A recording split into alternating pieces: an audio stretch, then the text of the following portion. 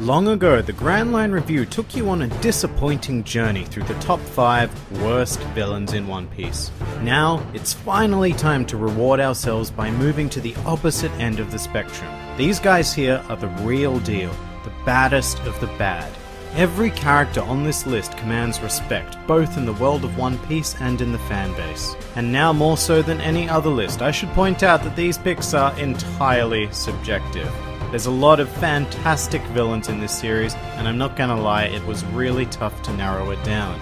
However, eventually, I did, and now I present to you the top 5 villains in One Piece. Number 5. Arlong. An oldie but a goodie, Arlong is a ruthless fishman who the Straw Hats encountered in East Blue before entering the Grand Line. His story is directly tied to Nami, and he serves as the ultimate antagonist of the East Blue saga. Arlong stepped into the role of villain like no other One Piece antagonist before him. He was powerful, intimidating, and painstakingly cruel. Despite that, he had depth to him, particularly in the way that he genuinely cared for his own crew members, as well as his pride in the Fishman race. Furthermore, when we eventually learn his backstory some 500 plus chapters later, it's not hard to see why he harbors nothing but pure hatred for the human race. This was a guy you wanted to punch from the second you met him, and the satisfaction of his eventual defeat is a climax point of One Piece.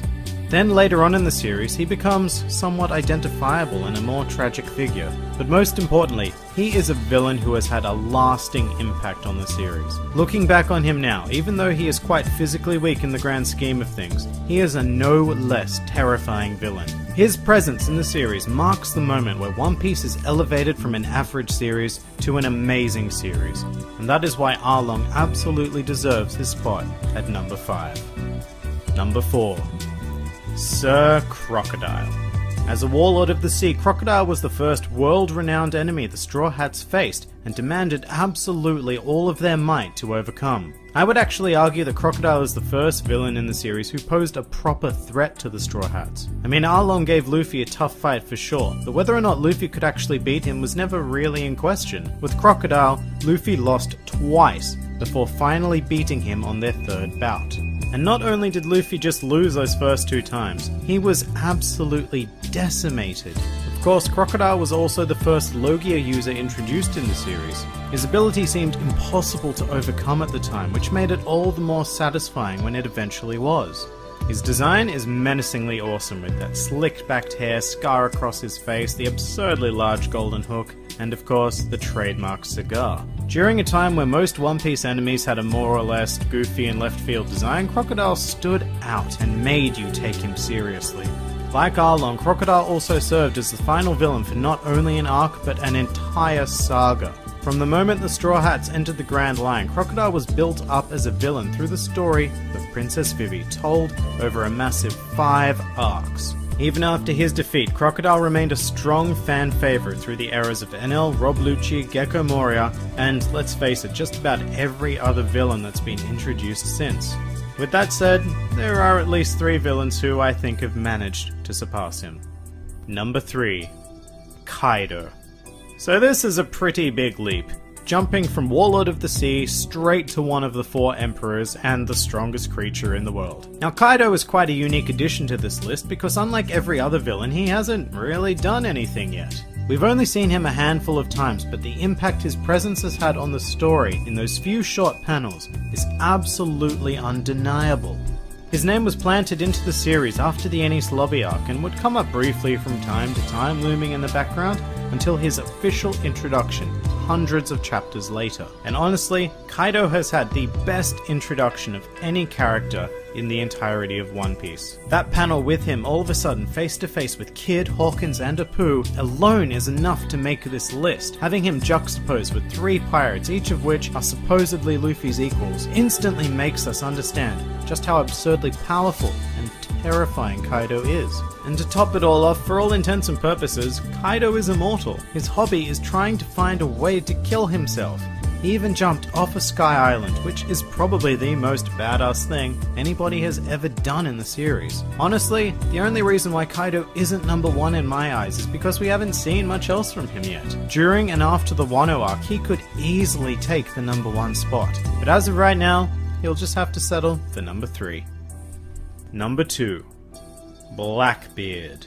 Sitting in the number 2 spot, we have a villain who is practically the antithesis of Luffy. Blackbeard is what happens when you take Luffy's unbelievable luck and give it to someone with purely sinister motives. As a villain, Blackbeard has achieved an incredible amount, including defeating and capturing Luffy's brother Ace, becoming a warlord of the sea, betraying the world government by breaking into Impel Down, and delivering the final blow to kill Whitebeard, the strongest man in the world, and then eventually becoming one of the 4 emperors.